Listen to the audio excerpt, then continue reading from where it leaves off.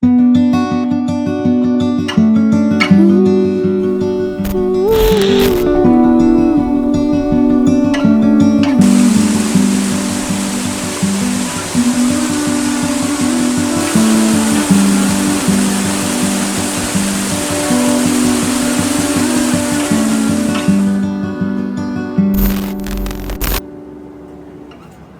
a minha avó sempre fez, desde 7 anos de idade, né?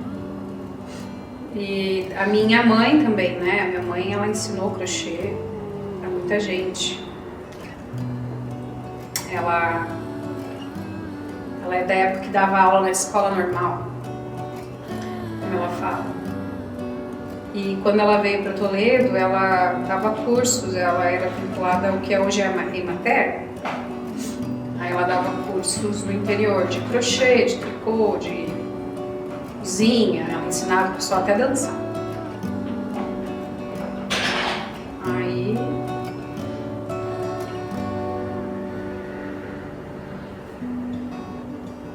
Quando eu tinha uns 10 anos, minha mãe me deu um kit de bordado. Aí depois eu quis aprender. Eu sempre aprendi a fazer correntinha, mas nunca passava disso. Aí depois eu quis fazer para fazer roupa. Você tá se mexendo um pouquinho, né? Aí tem essas coisas também, né? Porque agora é um menino, né? Então, como que a gente vai fazer, né? Tem essas coisas também.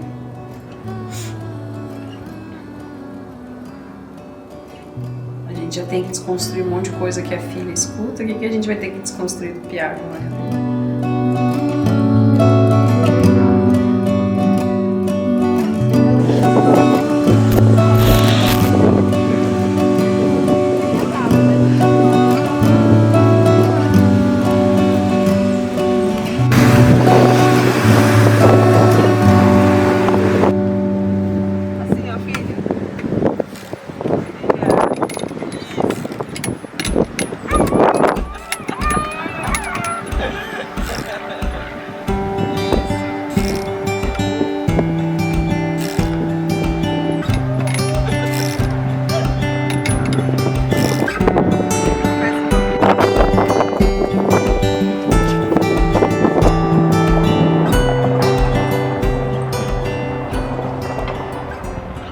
Eu sou a aluna que mora mais longe da UFPR, segundo o pessoal da UFPR mesmo.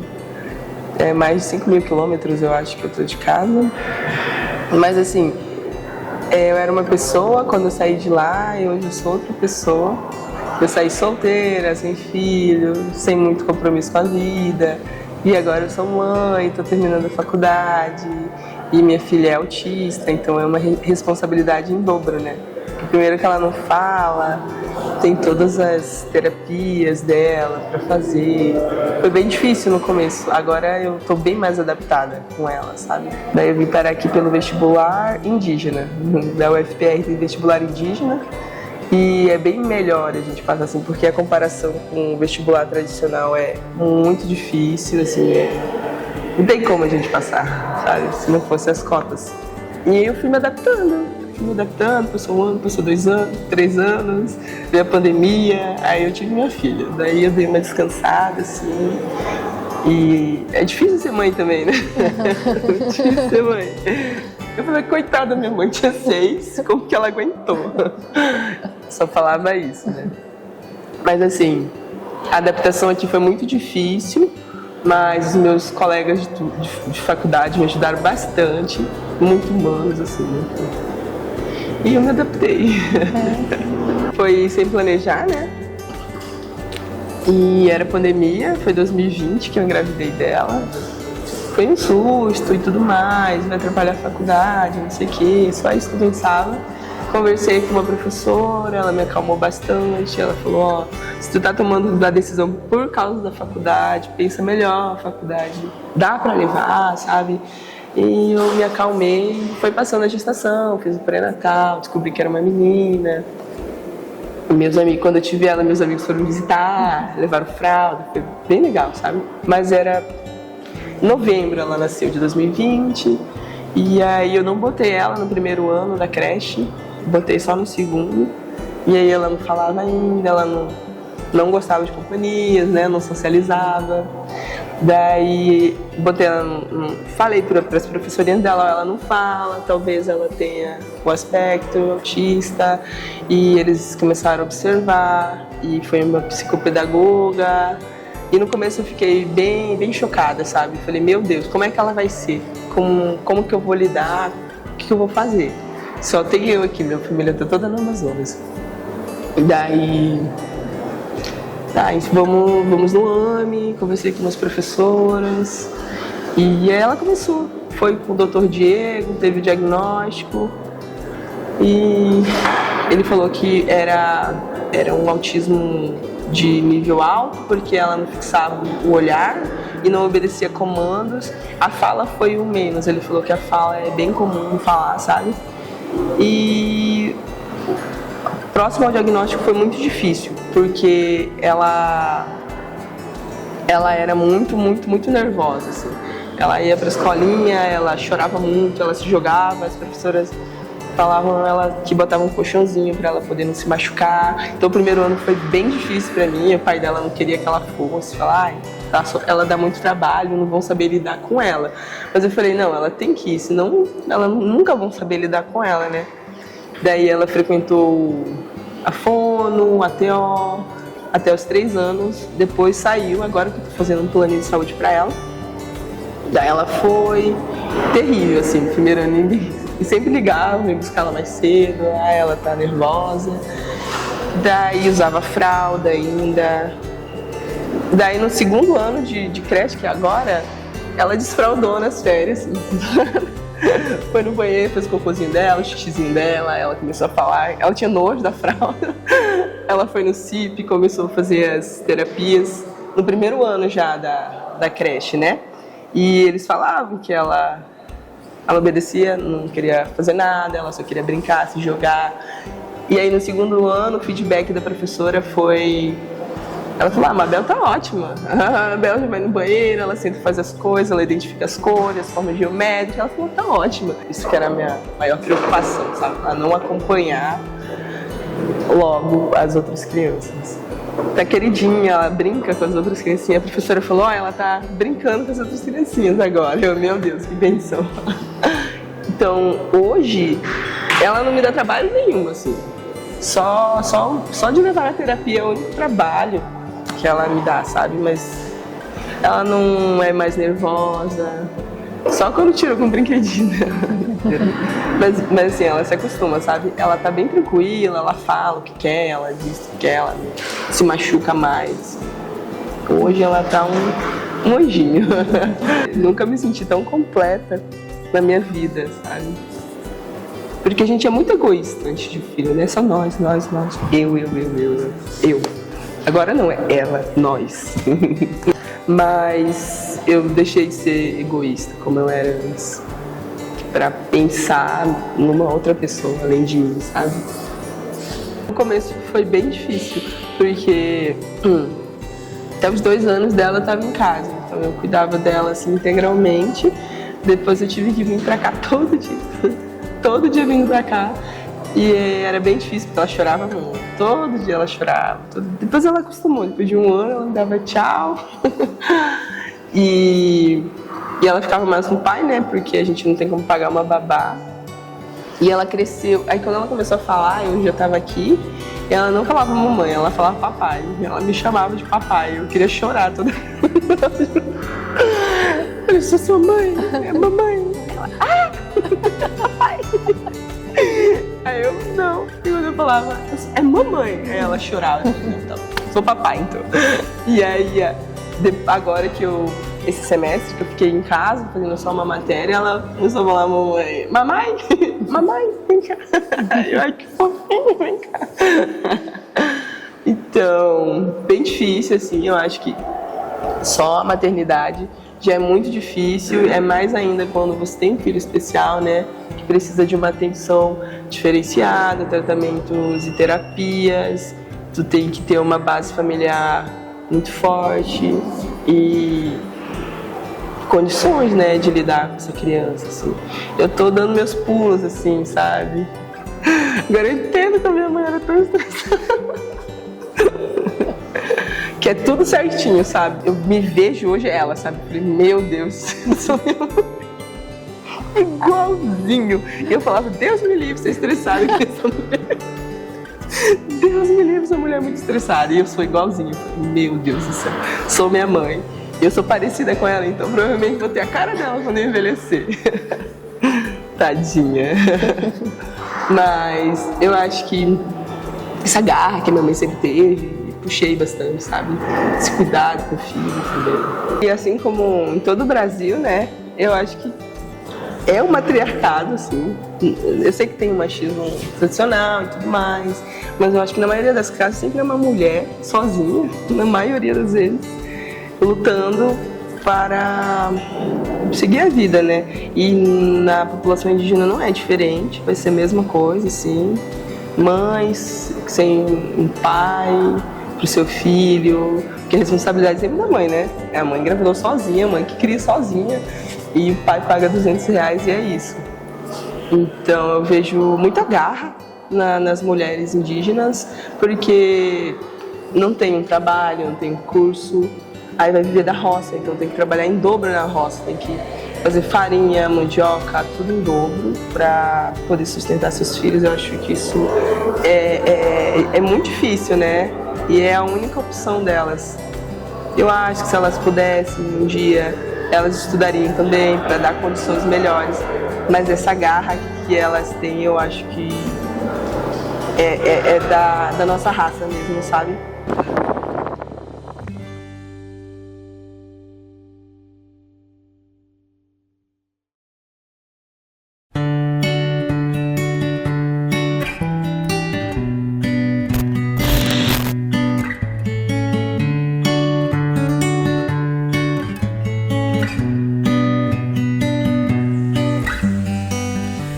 Eu me chamo Jocely Mara Bernardo Xavier, tenho 44 anos, sou nascida em Toledo, Paraná.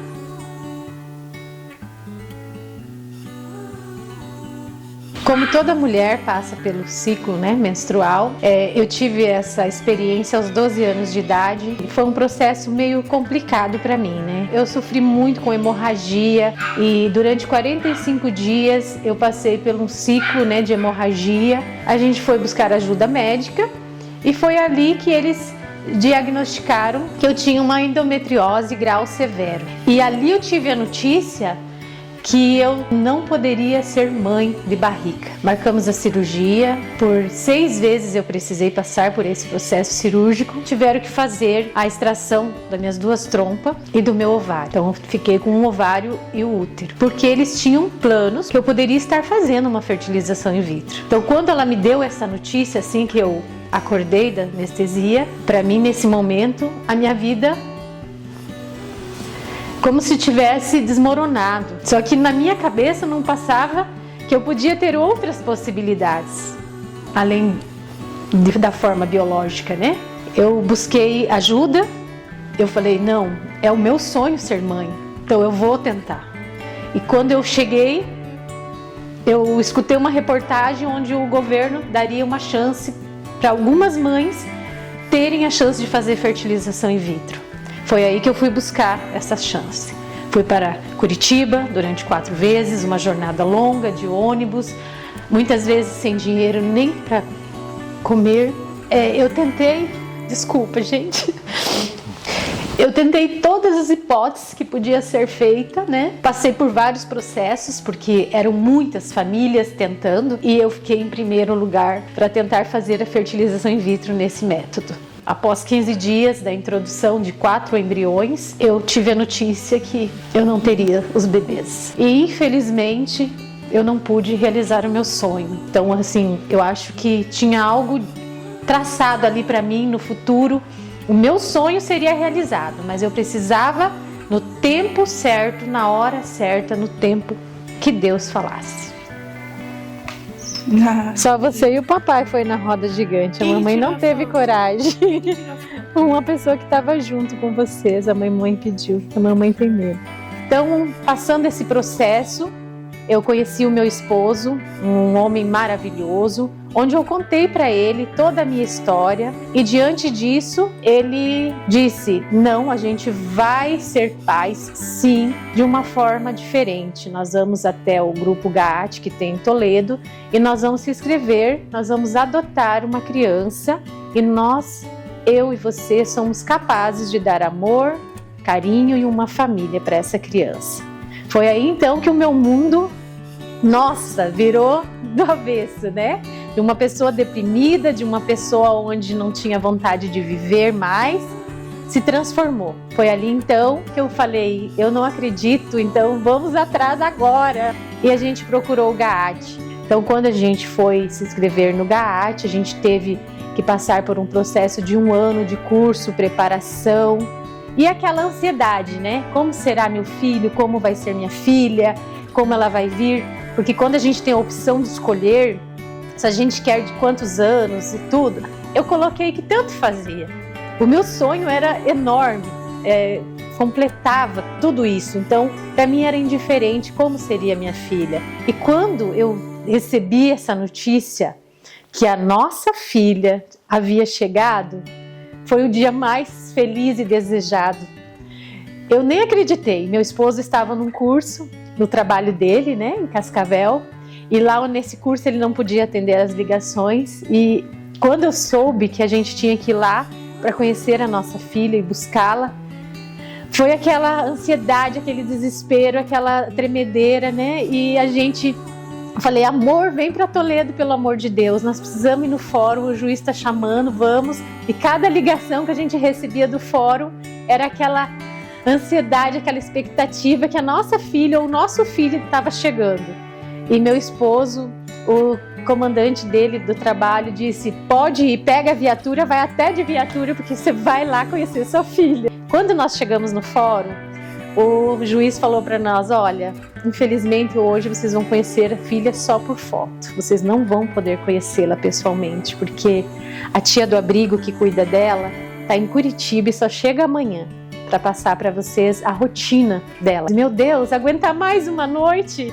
Para mim e para o meu esposo foi uma noite que durou 1 ano, a gente não dormia. É como se a minha bolsa fosse estourar e a qualquer momento eu fosse dar à luz. E a gente foi no fórum e eu vi que era uma menina linda. Foi o sonho realizado de nós todos, de toda a família. Todo mundo desejou essa criança, todo mundo queria essa criança. Aí o juiz falou: agora, mãe, vocês vão atrás de berço, cama, roupa. Meu esposo chegou em casa e eu chorando muito no quarto. Ele falava: o que aconteceu? O que aconteceu? Eu falei: a nossa filha. Ele falou: que filha? Eu falei: a nossa filha chegou. Ele não acreditava. Como? Cadê? Eu falei: vai lá no quarto. Computador ligado e a foto da nossa filha. Aquele momento nasceu. A minha vida se transformou. Eu me realizei. Eu fui mãe. Eu sou mãe. E foi a coisa mais importante que já aconteceu na minha vida. Essa mensagem eu tenho a vocês. E eu amo a minha família. Rafael e Bernardo Xavier, hoje, com o nosso sobrenome, a nossa filha tem 12 anos e é uma menina feliz e realizada.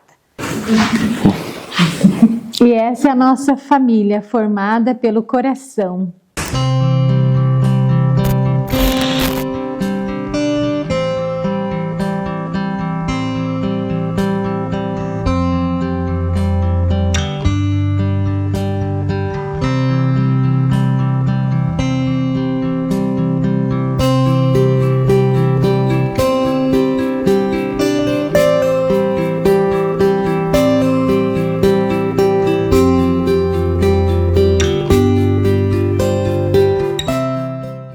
Acredito que esse encontro com a negritude, ele surgiu muito no contexto escolar, porque eu acredito que é na escola que essas diferenças elas acabam se tornando evidentes, porque enquanto você é criança, você vive cercado com o teu núcleo familiar. Então eu acredito que a escola, ela resplandece essas diferenças no sentido de que na escola eu percebi que meu cabelo era diferente e que ao mesmo tempo foi feito todo um trabalho pela minha mãe no sentido de reafirmar essa autoestima, essa necessidade de se querer, de se amar e de se respeitar da maneira que nós somos. E desde dessa primeira infância, essa questão de encontro com as raízes, com as origens africanas, sempre foram muito, muito fortes em mim. Então, por isso o direcionamento da minha escrita é sempre nesse sentido, da busca com ancestralidade, daqueles que vieram antes de nós, que, né, de certa forma, prepararam, né, e aterraram o caminho para que a nossa caminhada fosse um pouco mais fácil. Então, essa é toda a minha motivação e é o que eu tento transmitir para o Samuel também. Essas questões raciais, elas se tornaram mais latentes e até hoje são, porque nesse momento você percebe a necessidade de você contribuir e a necessidade de fazer com que o mundo se torne um lugar melhor. A questão racial, para uma criança negra, ela precisa ser trabalhada desde a primeira infância. Então, a minha escrita e todas as minhas referências passaram a ser mais como embutir nele, como tornar uma criança com autoestima, sabendo que o percurso que ele vai transcorrer ainda vão ser de muitas situações pelas quais eu já passei. Então, a minha necessidade de escrita é uma maneira de dividir um pouco esse anseio e também fazer com que ele tenha essa referência de que a gente pode, através da escrita, falar coisas, transmitir mensagens para os demais. Então, nesse primeiro livro eu falo um pouco em capítulos das principais questões raciais. E a partir da conclusão dele, eu vi a necessidade de escrever um outro livro, que é o que eu estou produzindo, que é um livro mais direcionado para as crianças, que aí é uma outra abordagem, no sentido de reafirmar a autoestima, de trazer para o contexto referências de personalidades negras, porque eu acredito que hoje, mais do que representatividade, a gente precisa falar em proporcionalidade. Então, preparar essas crianças para ocuparem esses espaços. Então, quando eu falo em legado, é no sentido de que quando Samuel tiver idade de compreender, ele tenha muito orgulho da mãe que ele tem e de toda essa luta que eu insisto no sentido de fortalecer nele a necessidade de que ele seja um homem bom, honesto, amigo, solidário e principalmente atento à sociedade. E essa é a Viviane, aquela que acredita que o mundo pode ser melhor, que foi atrás e tentou tornar os sonhos realidade, que através da escrita tenta mudar os ambientes em que ela pertence e a cada dia aprende que é importante a gente se descobrir para atingir os nossos sonhos.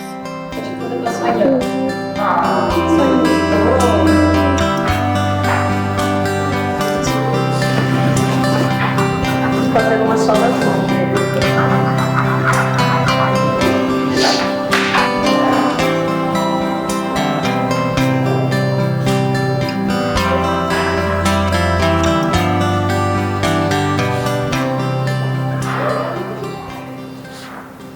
Vamos começar? Chama o soquete.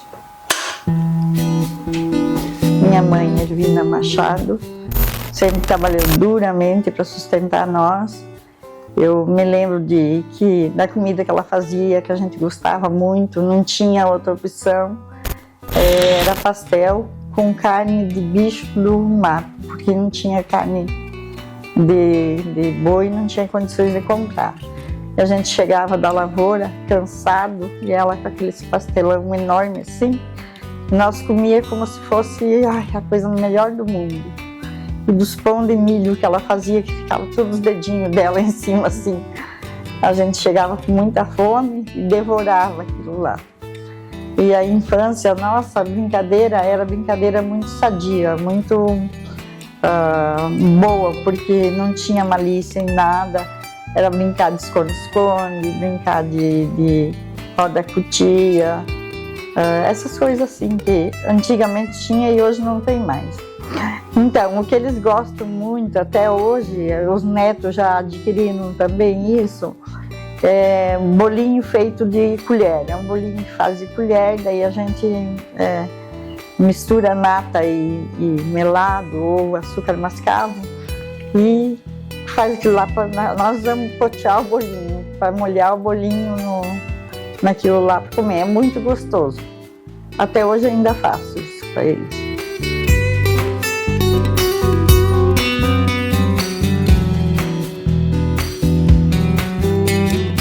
Tenho 3 netos maravilhosos, são minhas vidas.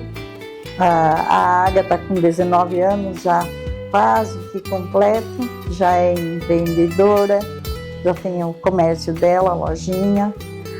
O Bruno, muito estudioso, muito bom menino, um doce de criança. A Alice, a Peraltinha, igual a mãe dela, um amor, um anjo. Eu costumo chamar de anjo bom, o meu anjo da vida. Os 3 são maravilhosos, muito lindos, muito maravilhosos.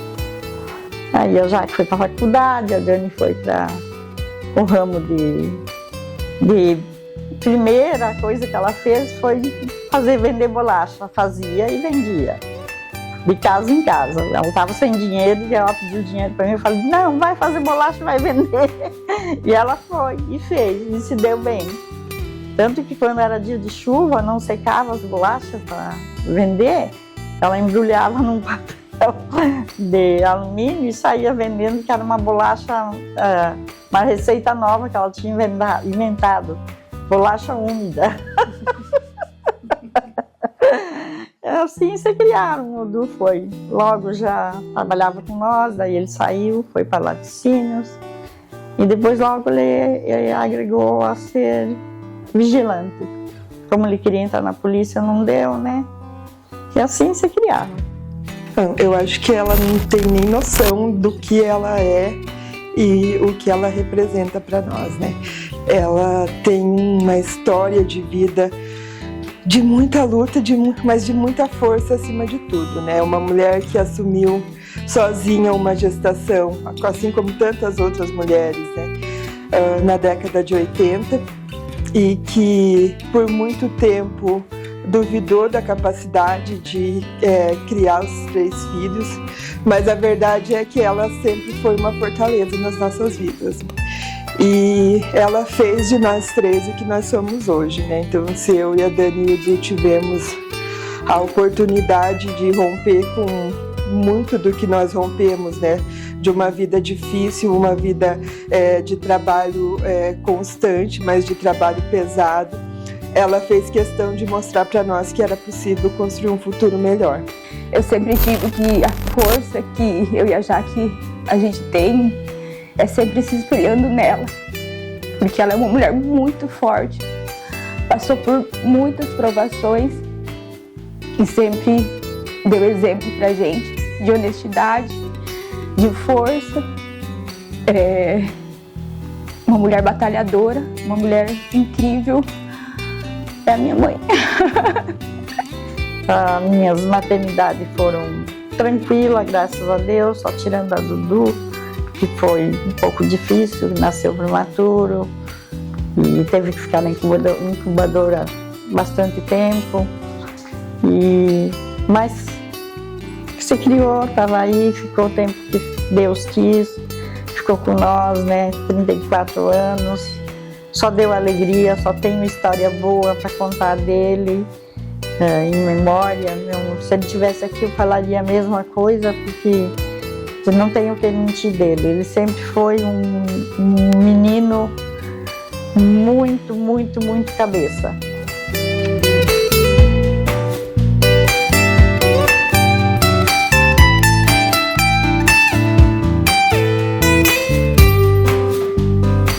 Está sendo bastante difícil isso aí, a gente se apoia uma na outra e como o Khaled junto, que nem eu disse, que é como um filho.